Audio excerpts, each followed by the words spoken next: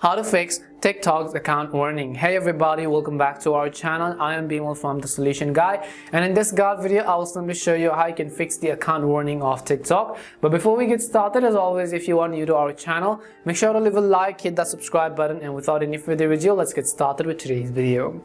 First things first, simply make sure you have either downloaded or updated the TikTok app to the latest version. You can do this by heading over to your app store, in the search box typing in TikTok, and go ahead and simply either download or update the TikTok app to the latest version.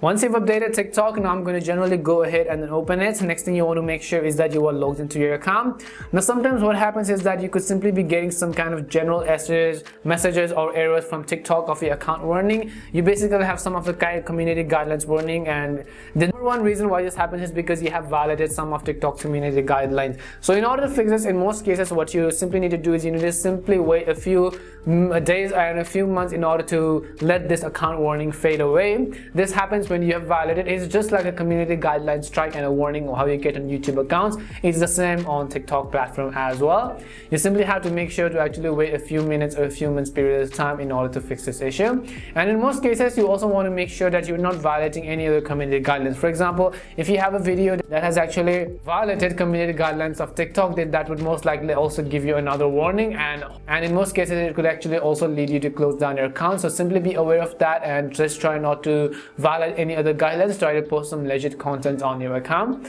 Hopefully this video answered your question. We hope the video was really helpful, and if it did help you, make sure to leave a like and subscribe to the channel. If you have any more questions, queries, or doubts, simply also make sure to leave them down below. Thank you very much for watching till the end, and see you soon in our next video.